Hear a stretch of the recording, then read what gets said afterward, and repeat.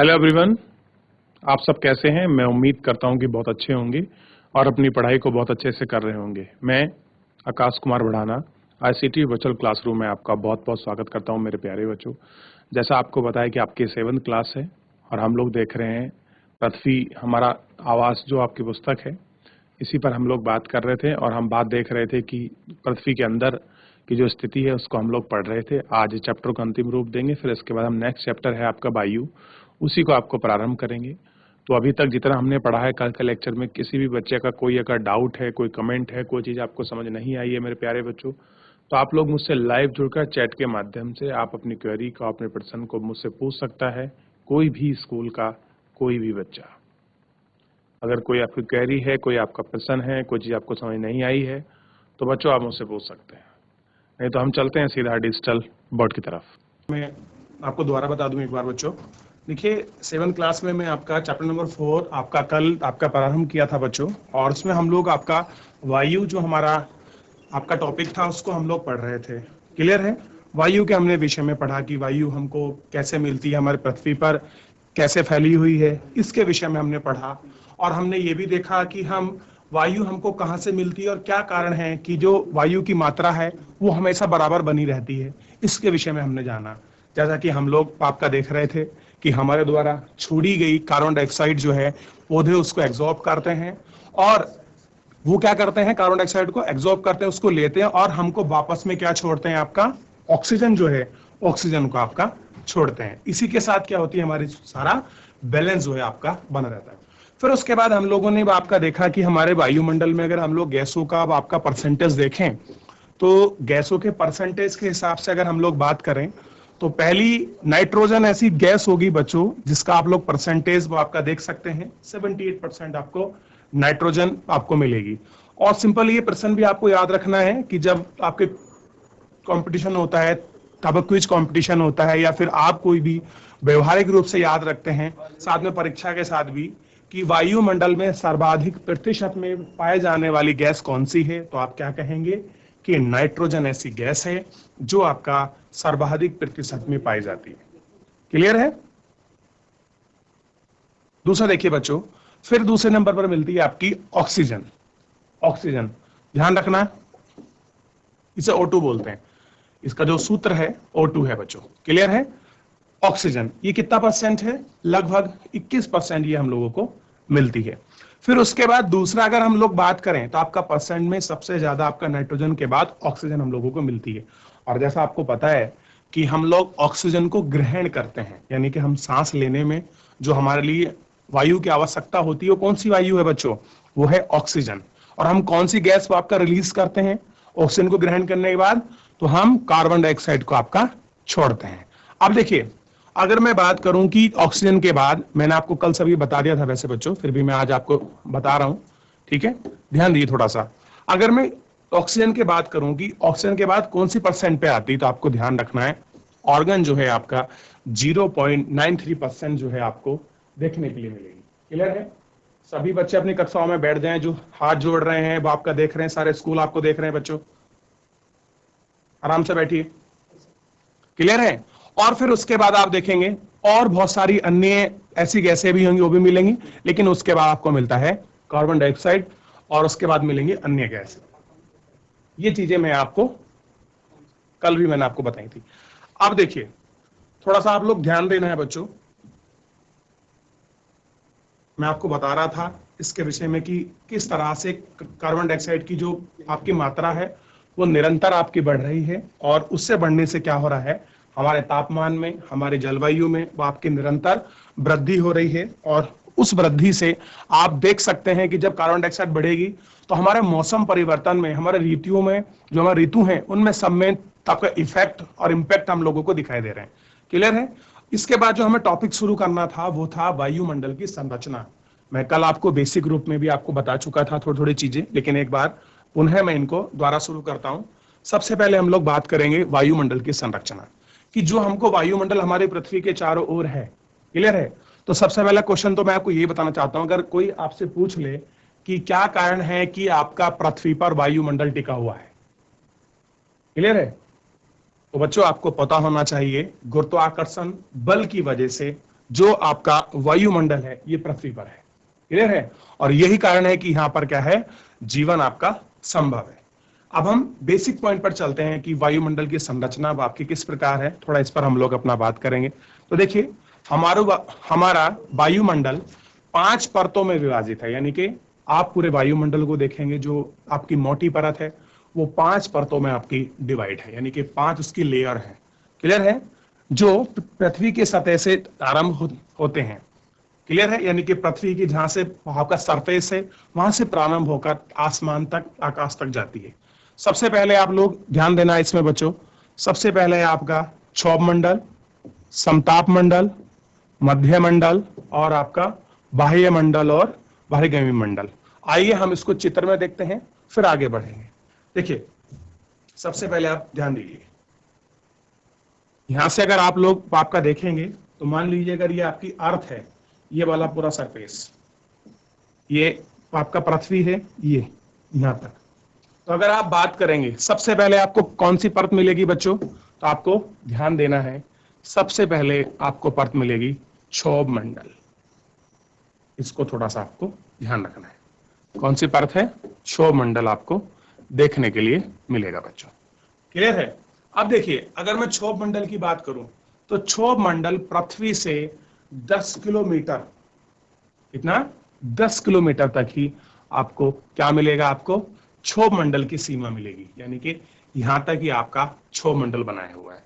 अब देखिए, ये जो आपका डिवीजन किया गया है, जो हमारे ज्योग्राफर हैं, जो आपका क्लाइमेट से संबंधित आपकी चीजें हमको बताते हैं, उन्हीं का ही आपका डिवीजन है। और उसी डिवीजन के आधार पर मैं आपको बता रहा हूं कि जो आपका किलोमीटर में रखा गया है कि कहां तक कौन सी परत है, उनके अनुसार ही हम चीजों को पढ़ते हैं। क्लियर है?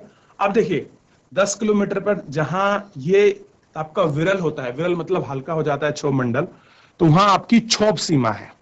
ध्यान दीजिए, क्या है, क्षोभ सीमा, यानी कि जितने भी पर्वत पठार वगैरह हैं सब वो आपके इसी के में आपके समाहित हो जाते हैं, यानी कि यहां तक आपका क्षोभ मंडल है। और सबसे ज्यादा ध्यान दीजिए कि जितना भी आपकी ऑक्सीजन का जो आपका लेवल है और जितनी भी आपकी गैस की सघनता है वो क्षोभ मंडल में आपको सबसे ज्यादा मिलेगी बच्चों। जैसे हम पृथ्वी से आसमान की तरफ, आकाश की तरफ आपका चलना प्रारंभ करेंगे, वैसे वैसे क्या हो जाएगा, हमारा जो वायु की सघनता है वो आपके धीरे धीरे आपकी कम होना आपकी प्रारंभ हो जाएगी बच्चों। क्लियर है? ये थोड़ा सा आपको ध्यान रखना है। चलिए आगे बढ़ते हैं, और आगे इसमें हम लोग और बहुत सारी चीजें हैं जिनको हम लोग पढ़ते चलेंगे, देखते चलेंगे, समझते चलेंगे। ठीक है? अब देखिए, आप थोड़ा सा यहां ध्यान दीजिए। अब देखिए, क्षोभ मंडल के बाद आपका एक मंडल आया है जिसका नाम है समताप मंडल। क्लियर है? और जैसे हमने यहां भी इसको देखा था, ये ध्यान दीजिए, हमने क्षोभ मंडल के बाद आपका सप्ताह मंडल को भी आपका देख लिया था। ठीक? तो क्षोभ मंडल के बाद कौन सा मंडल आया, समताप मंडल। चलिए अब देखते हैं इसको, समताप मंडल को।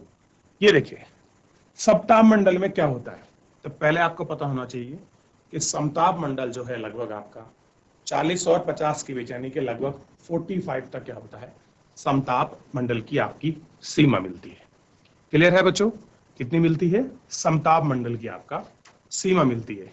अब देखिए, क्षोभ मंडल के ऊपर, ठीक, और समताप मंडल में ही हमको क्या मिलती है, ओजोन परत मिलती है।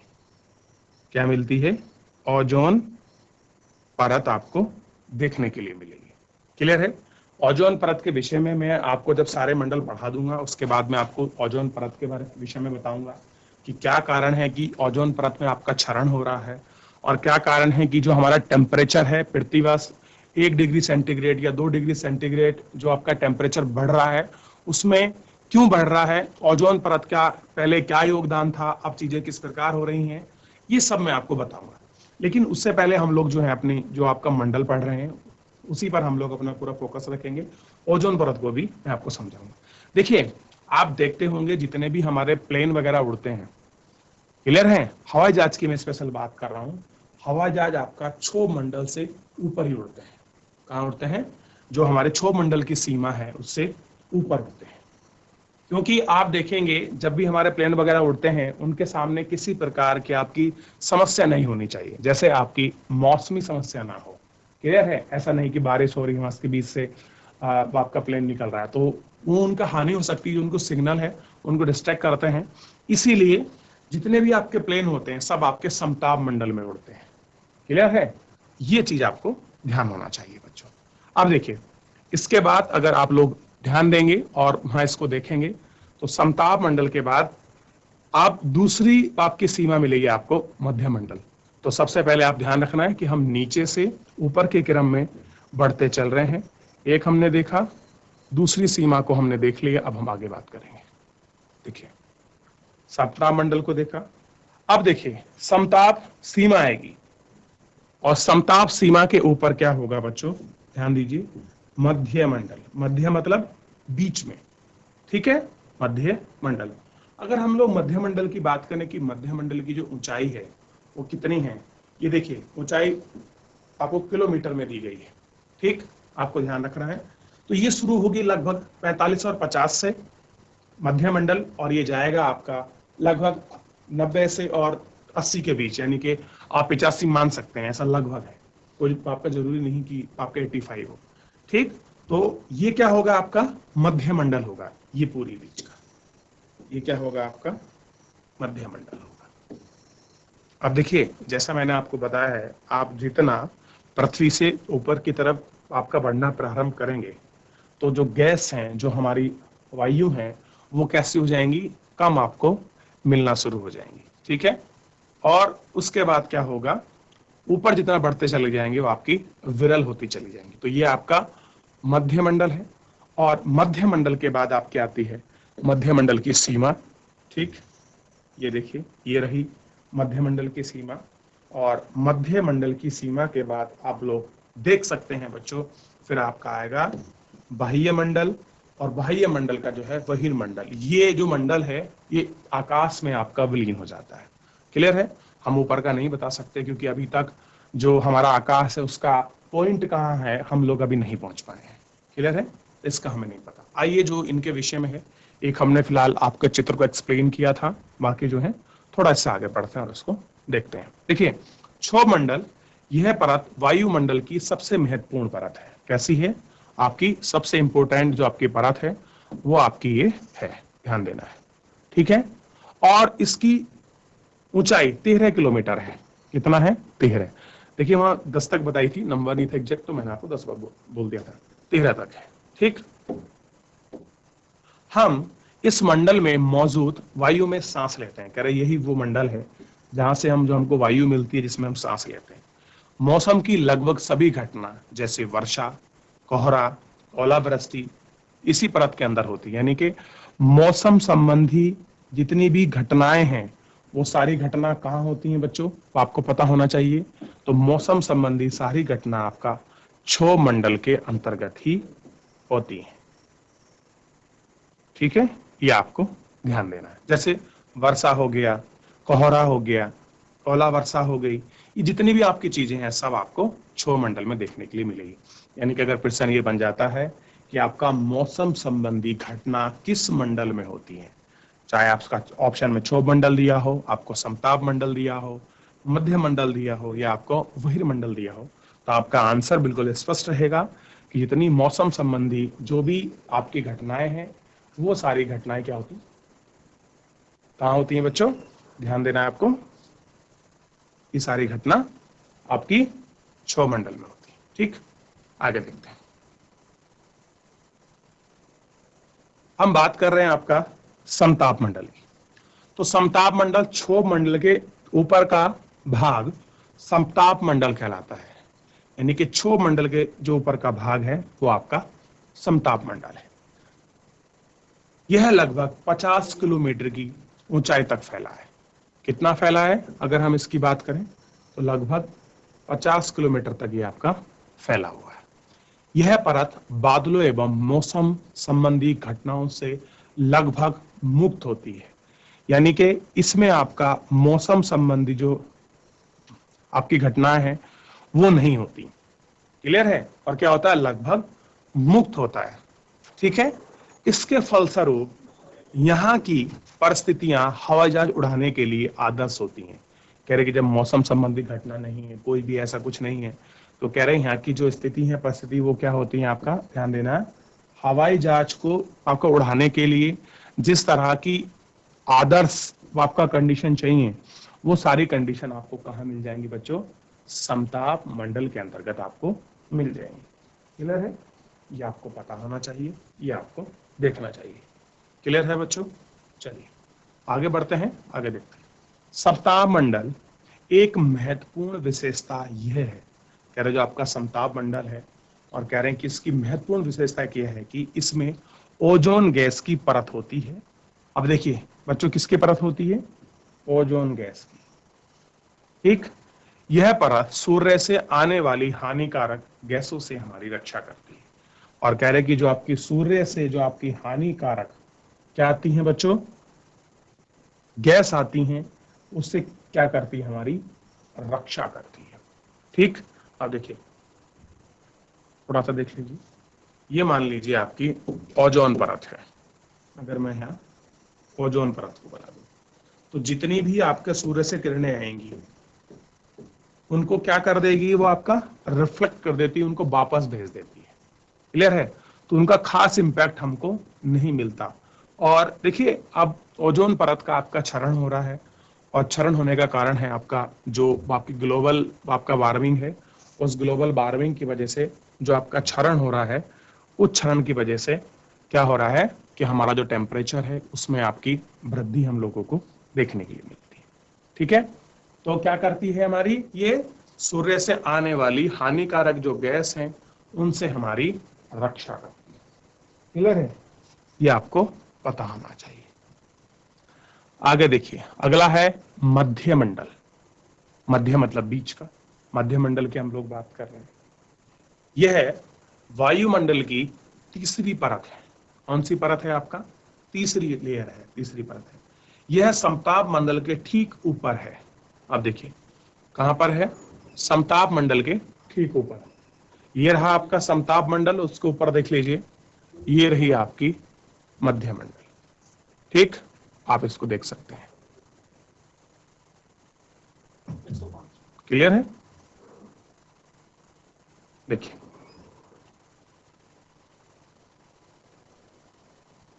यह है वायुमंडल की तीसरी परत है और समताप मंडल के ठीक ऊपर है। यह लगभग 80 किलोमीटर ऊंचाई तक फैली है। कितनी फैली है? 80 किलोमीटर की ऊंचाई तक आपका फैली हुई है। अंतरिक्ष से प्रवेश करने वाले उल्कापिंड इसी परत में आकर जलने लगते हैं। अब देखिए, जो भी आकाश के आप लोग पिंड देखते हैं आकाश में, जब आप कहते हैं कि तारा आपका टूट गया है, असल में तारा नहीं टूटता बच्चों। होता क्या है, जब कोई खगोलीय पिंड जब आपका फ्री होकर नीचे की ओर आता है, आपका पृथ्वी की तरफ आता है, तो जो ये वायुमंडल है, इस वायुमंडल के बीच आकर जो हमारे धूल के कण हैं, जो कुछ गैस है, उनके साथ आपका फ्रिक्शन करता है, घर्षण करता है। और उस घर्षण के कारण क्या होता है, हमको ये जलता हुआ आपका रगड़ खाता तो हमको जलता हुआ प्रतीत होता है। क्लियर है? आप देखे होंगे कि आपको आसमान में दिखाई देगा कि आपका जलता हुआ तारा। क्लियर है? असल में वो जलता हुआ या फिर आपका चलता हुआ नहीं होता। जब कोई आपका खगोलीय पिंड आपका जैसे ही वो आपका प्रवेश करता है मध्य मंडल में, तो घर्षण के कारण वो आपका जलने लगता है। ठीक है, आगे देखिए, बाह्य मंडल। बाह्य वायुमंडल में बढ़ती ऊंचाई के साथ तापमान अधिक तीव्रता से बढ़ता है। आप कह रहे हैं कि जिस तरह से आपका वायुमंडल की ऊंचाई बढ़ रही है, तो जैसी ऊंचाई बढ़ेगी तो जो उसका टेम्परेचर है वो भी अधिक आपका बढ़ना प्रारंभ हो जाएगा। क्या हो जाएगा? तो टेम्परेचर है, जो आपका तापमान है, वो अत्यधिक आपका बढ़ना प्रारंभ हो जाता है। यह है 80 से 400 किलोमीटर तक फैलता है। रेडियो संचार, यानी कि जो आप लोग सिग्नल देखते हैं रेडियो वगैरह का, टेलीविजन जो आप लोग सुनते हैं, ये सारी चीजें जो है आपका इस परत में ही होती हैं। यानी कि जितना भी आपका सैटेलाइट वगैरह छोड़ी जाती हैं, और जो आपका आपको टीवी के सिग्नल आते हैं, वो सब आपके सैटेलाइट जो होती हैं इसी में आपको छोड़ते हैं। वास्तव में पृथ्वी से प्रसारित रेडियो तरंग इसी परत द्वारा पुनः पृथ्वी पर आपका परावर्तित होती है। कैसी होती है? आपका उन्हें आपका परावर्तित होती है। अब देखिए, वायुमंडल पढ़ते हैं। बहिर्मंडल, वायुमंडल की सबसे ऊपरी परत को बहिर्मंडल के नाम से जाना जाता है। यह परत में पतली होती है, हल्की गैस जैसे हीलियम एवं हाइड्रोजन यहीं से अंतरिक्ष में तैरती है। यानी कि ये ऐसी लेयर है जहां से आप लोगों को देखने के लिए मिलेगा कि जो हीलियम है और जो हाइड्रोजन है वो सारी गैस क्या होती हैं, इसी में आपका तैरती है। क्लियर है? ये थोड़ा सा आप लोगों को ध्यान रखना है और ये आपको करना है। क्लियर है? किस तरह से? दूसरा बच्चों, इसी में ये तो थी आपके परत संबंधित हमको जानकारी है कि हमारी पृथ्वी पर जो वायुमंडल है उसमें कितनी परत है, उसको पढ़ा। हर परत में कौन कौन सी आपकी घटनाएं हो रही हैं, किस प्रकार की, तो उनको हमने सबका आपका जाना और इनको देखा। अब जो है बच्चों, हम लोग इसमें जो आपका बात करेंगे, हम मौसम और कुछ जल वायु संबंधी जो आपकी चीजें हैं उनको हम लोग पढ़ेंगे। क्लियर है? तो अभी तक जितना हमने पढ़ा है, इसमें कोई आपका प्रश्न है, कोई डाउट है, कोई चीज समझ नहीं आई है, तो बच्चों आप लोग सिस्टम के माध्यम से हैंड रेज करके लाइव जुड़कर चैट के माध्यम से आप अपनी क्वेरी को, अपने प्रश्न को मुझसे पूछ सकते हैं। ठीक है बच्चों? चलिए, तो एक बार पुनः हम लोग इसको आपका देख लेते हैं। ठीक है, मंडल को हमने देख लिया था। परतों को आपको पता होना चाहिए कि जो हमारे वायुयान वगैरह हैं वो किस आपकी कहाँ उड़ते हैं, कौन सी परत है जो उनके लिए आपके अनुकूल है, और मौसम संबंधित जो भी आपकी घटनाएं हैं वो कहाँ होती हैं, ये भी थोड़ा सा आपको पता होना चाहिए। तो क्षोभ मंडल में क्या होती हैं, चाहे जो आपके वर्षा वगैरह सब कहाँ होती है, आपकी क्षोभ मंडल में होती है। ठीक है, ये आपको ध्यान रखना है मेरे प्यारे बच्चों। ठीक है, और ओजोन परत का भी जो है वो आपका समताप मंडल में ओजोन परत मिलती है। मध्य मंडल हमने देखा, और जितने भी हम हमारी आपका सैटेलाइट वगैरह होती हैं हम उनको यहीं आपका विस्थापित करते हैं। ठीक है, और इसी से हमारे टीवी सिग्नल, आपका रेडियो सिग्नल आपके टकरा कर वापस हमको मिलते हैं, जिससे हम लोग आपका टीवी वगैरह जो न्यूज़ हैं हम उनको सुन सकते हैं, अपना मनोरंजन के जो साधन है वो कर सकते हैं। मोबाइल फोन के इवन जो आपका नेटवर्क तक है वो यहीं पर आपके सैटेलाइट होती है सब। ठीक है, ये देखिए, तो इसको देख रहे थे इन सब चीजों में।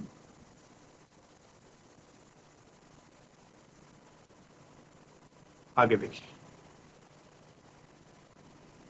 मौसम एवं जलवायु, बात कर रहे हैं मौसम की एवं आपका जलवायु। क्या आज वर्षा होगी? देखिए, एक प्रश्न है, पूछ रहे हैं क्या आज वर्षा होगी, क्या आज दिन साफ होगा और धूप निकलेगी। देखिए, सब प्रश्न है, अपने आप में प्रश्न पूछ लीजिए, किसी से पूछते हैं ना कि हम जनरल भाषा में पूछते हैं क्या आज वर्षा होगी, क्या आज दिन साफ होगा, क्या आज धूप निकलेगी।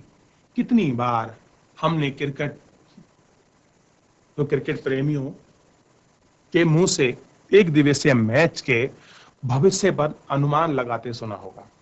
कह रहे जो आपके क्रिकेट प्रेमी हैं, जो आपके क्रिकेट लवर हैं, वो क्या करते हैं कि वो अपनी भविष्यवाणी करते हैं कि आज मौसम साफ होगा, धूप निकलेगी, इस तरह की कल्पनाएं करते हैं, अनुमान लगाते हुए सुना होगा। यदि हम कल्पना करें कि हमारा शरीर एक रेडियो है, कैसा है हमारा शरीर, एक रेडियो है, और मस्तिष्क स्पीकर है, और जो दिमाग है, जो माइंड है, वो क्या है, स्पीकर है। तो मौसम वह है जो इसके नियंत्रण बटनों से छेड़छाड़ करता रहता है। कह रहे कि मौसम क्या है, कि मौसम वह चीज है जो आपका रेडियो के जो आपके बटन हैं उनसे आपकी छेड़छाड़ करता रहता है। मौसम वायुमंडल के की प्रत्येक घंटे तथा प्रतिदिन की स्थिति अच्छी होती है। वायुमंडल में चाहे आपका प्रत्येक घंटा हो, प्रत्येक दिन है, उसकी जो स्थिति होती है वो सब अच्छी होती है, स्थिति होती है। आदर्श एवं गर्म मौसम किसी भी चिड़चिड़ाहट बना सकता है। कह रहे कि कोई भी ऐसी कंडीशन हो सकती है आपके, अगर मान लीजिए आपका मौसम कैसा है, आर्द्र है, आपका ह्यूमिडिटी वाला है, या आपका गर्म है, तो क्या करेगा, आपका किसी को भी आपका चिड़चिड़ा बना सकता है। अब देखिए, पिछले 2-3 दिनों बहुत ज्यादा गर्मी हो रही थी, तो गर्मी होने की वजह से हमारा जो अजीब सा हम लोग कर रहे थे, बड़ा आपका चिड़चिड़ाहट हो रही थी, क्यों हो रही है इतनी गर्मी, इस प्रकार की चीजें। ह्यूमन बिहेवियर पे भी आपका मौसम का बहुत बड़ा इफेक्ट पड़ता है बच्चों। ठीक है, अच्छा हवादार मौसम हमें आनंद देता है। आप कहते हैं ना कि आज तो मौसम बड़ा अच्छा है, बहुत बढ़िया मौसम हो रहा है, ठीक है, तो ये क्या करता है, हमको आनंद आनंद देता है, यानी कि जॉय देता है, खुशी देता है। और हम घूमने की योजना भी बना सकते हैं। मौसम नाटकीय रूप से दिन प्रतिदिन आपका बदलता है। जिस तरह से नाटक दिखाते हैं, आपके चीजें बदलती हैं, पात्र बदलते हैं, उसी प्रकार जो आपका मौसम है वो भी आपका दिन प्रतिदिन आपका बदलता है। किंतु दीर्घ काल में किसी स्थान का औसत मौसम उस स्थान की जलवायु बताता है। क्या करता है कि आप देखेंगे कि जो एवरेज मौसम होता है, क्या होता है, एवरेज मौसम, वो क्या करता है, उस स्थान की जलवायु को बताता है कि उस स्थान की आपका जलवायु क्या है। क्या अब आप समझ गए हैं कि हम मौसम का दैनिक पूर्व अनुमान क्यों करते हैं? कह रहे कि क्या चीजें आपको समझ आ गई हैं कि जो हमारा मौसम है, हम उस मौसम का आपका दैनिक अनुमान क्यों करते हैं? ठीक है, ताकि हमको पता रहे कि आर्द्रता कितनी है। आप देखिए, आजकल तो आपका इंटरनेट का जमाना है, आप 1 मिनट में गूगल कीजिए और किसी भी स्थान का जीपीएस से, ग्लोबल पोजिशनिंग आपका सिस्टम के माध्यम से आप लोग किसी भी स्थान का, आप वहाँ का टेम्परेचर, वहाँ की ह्यूमिडिटी, ये सब चीजें आप लोग अच्छे से पता कर सकते हैं।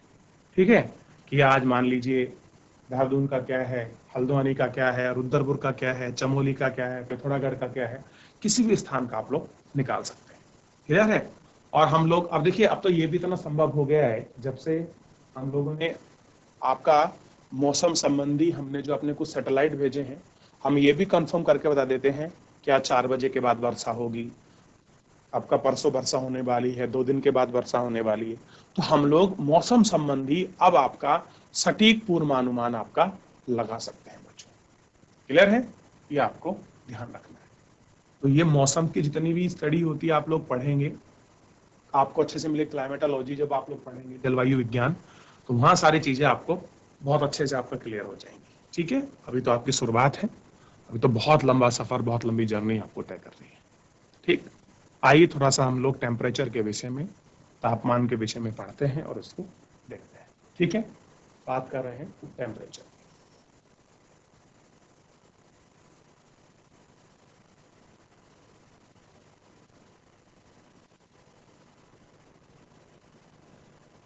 आप प्रतिदिन जिस तापमान का अनुभव करते हैं वह वायुमंडल का तापमान होता है। कह रहे आप जिस तापमान का अनुभव करते हैं वह वायुमंडल का तापमान होता है। वायु में मौजूद ताप एवं शीतलता के परिमाण को तापमान कहते हैं। कि वायु में जो आपका मौजूद टेम्परेचर है और जो उसकी ठंडकता है, उसका जो रिजल्टेंट है, उसी को हम क्या बोलते हैं, आपका टेम्परेचर कहते हैं, तापमान। वायुमंडल का तापमान केवल दिन और रात में नहीं बदलता, बल्कि ऋतु के अनुसार भी बदलता है। शीत ऋतु की अपेक्षा ग्रीष्म ऋतु ज्यादा गर्म होती है। कह रहे कि जो आपकी शीत ऋतु है और शीत ऋतु की अपेक्षा जो आपकी ग्रीष्म ऋतु है वो ज्यादा आपकी गर्म होती है, वो ज्यादा आपका। ठीक है, ये आपको ध्यान रखना है। ठीक है, क्या होता है बच्चों कि शीत ऋतु के अनुसार बदलता है और ग्रीष्म ऋतु की अपेक्षा, शीत ऋतु की अपेक्षा ग्रीष्म ऋतु ज्यादा गर्म होती है। लेकिन अगर आपका गर्मी का मौसम है तो ऑब्वियस है बच्चों, टेम्परेचर आपका गर्म होगा। और आप लोगों ने जो सन की शिफ्टिंग है वो तो आपने पढ़ी होगी कि सूर्य की शिफ्टिंग कैसे होती है। क्लियर है? कैसे कर्क रेखा पर पहुंचता है, कैसे मकर रेखा पर पहुंचता है, कैसे भूमध्य रेखा पर पहुंचता है, कैसे शरद, आपका वसंत, आपका गर्मी, शीत ऋतु होती है, जो हमारा ऋतु परिवर्तन होता है, उसके विषय में भी मैंने आपको बताया है। क्लियर है प्यारे बच्चों? आइए थोड़ा सा आगे बढ़ते हैं।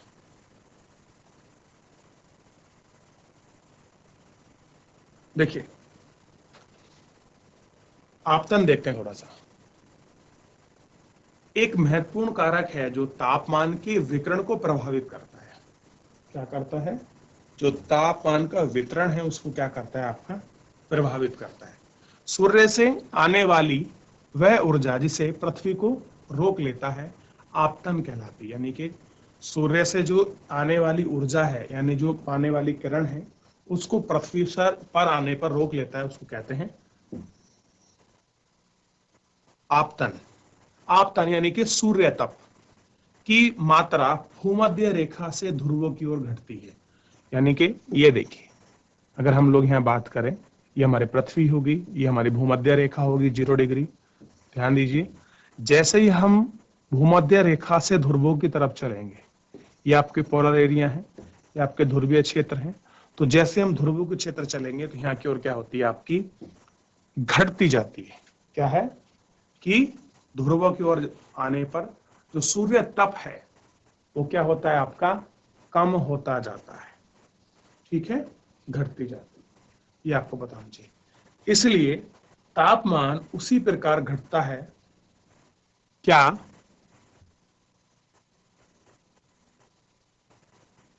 आप अब समझ गए होंगे कि ध्रुव बर्फ से क्यों ढके हुए हैं? आप कह रहे हैं कि आप समझ गए होंगे कि जो आपके पोलर एरिया हैं वो आपके बर्फ से क्यों ढके हैं।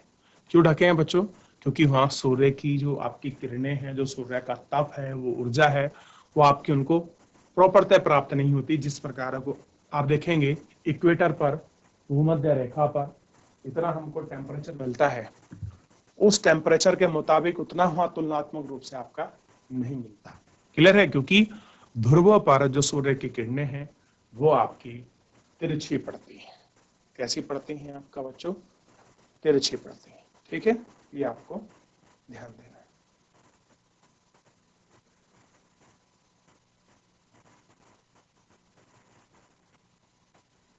आगे देखिए, यदि पृथ्वी का तापमान अत्यधिक बढ़ता जाता है तो यह इतनी गर्म हो जाएगी कि यह कुछ फसलें नहीं उगा सकेगी। और कह रहे हैं कि कुछ जो आपकी फसल हैंगी उनको भी आपका नहीं उगा सकेगी।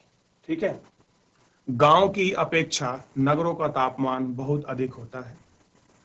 दिन के समय में ऐसा फैलसी बनी सड़कें और धातु और कंक्रीट से बना भवन गर्म हो जाता है। रात के समय ऊष्मा मुक्त होती है। अब देखिए, जब दिन में आपका टेम्परेचर होगा, जो रोडें हैं वो आपके कंक्रीट से बनी होती है। ठीक है, और कंक्रीट से बने होने कारण जो आपका टेम्परेचर है उसको आपका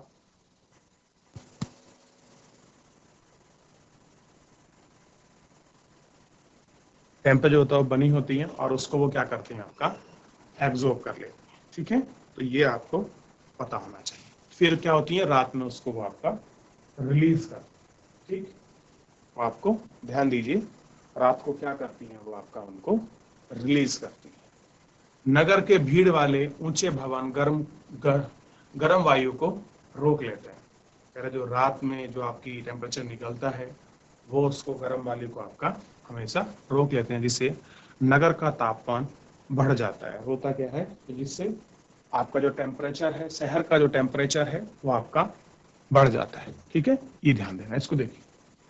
क्लियर है बच्चों? इतना हमने देखा। देखिए, जब आपका दिन में ज्यादा गर्मी होती है तो रात में देखिए कि भले ही आपका सूर्य ढल जाए, लेकिन रात में भी जो है आपका घुटन जैसी जो है आपको इसमें महसूस होगी और आप उसको घुटन को देख सकते हैं।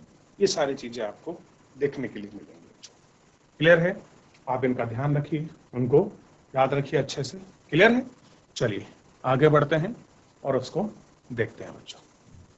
ठीक, चलिए आगे चलते हैं। अब हम बात कर रहे हैं वायु दाब की। क्या है? वायु दाब को हम लोग आपका देखते हैं कि वायु दाब क्या होती है।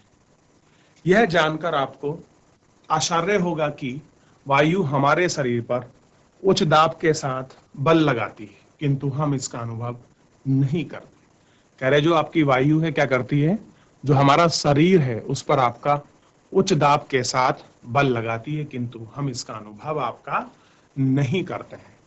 यह इसलिए होता है क्योंकि वायु का दाब हमारे ऊपर सभी दिशाओं से लगता है।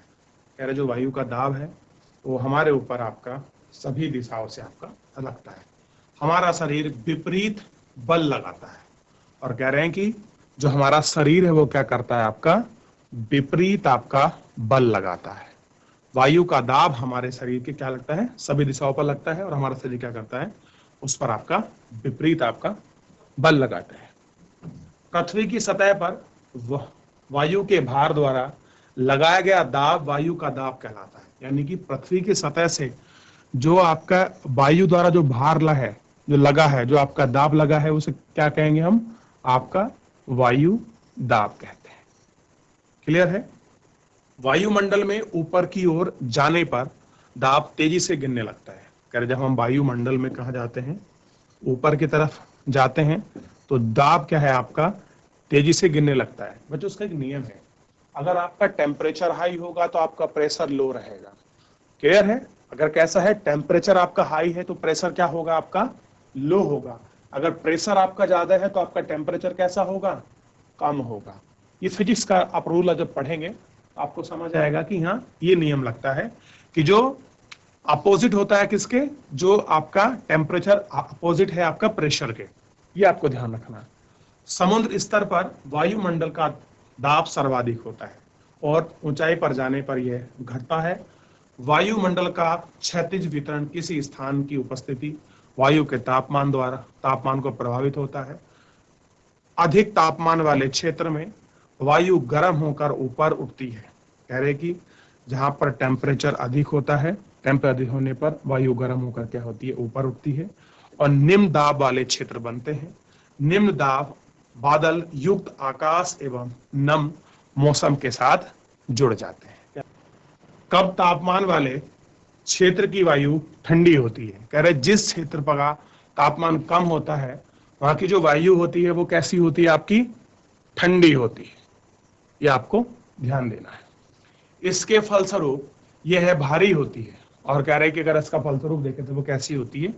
भारी होती है। देखिए जहां टेम्परेचर कम होगा वहां वायु ठंडी होगी। अगर ठंडी है तो इसका मतलब जलवाष्प उसमें ज्यादा है, जल का परसेंटेज ज्यादा है। अगर हम उसके वेट की बात करेंगे तो वो कैसा होगा? आपका भारी होगा। भारी वायु निमज्जन होकर उच्च वायुदाब क्षेत्र बनाती है। उच्च वायुदाब के कारण स्पष्ट एवं स्वच्छ आकाश होता है। क्या होता है? स्वच्छ आकाश। तो बच्चों आज के लिए इतना ही। आपका लेक्चर समाप्त हो रहा है। नेक्स्ट लेक्चर है, कृपया आप लोग अपनी क्लास में बैठे रहिए, अपनी क्लास को कंटिन्यू करते रहिए। ठीक है, धन्यवाद।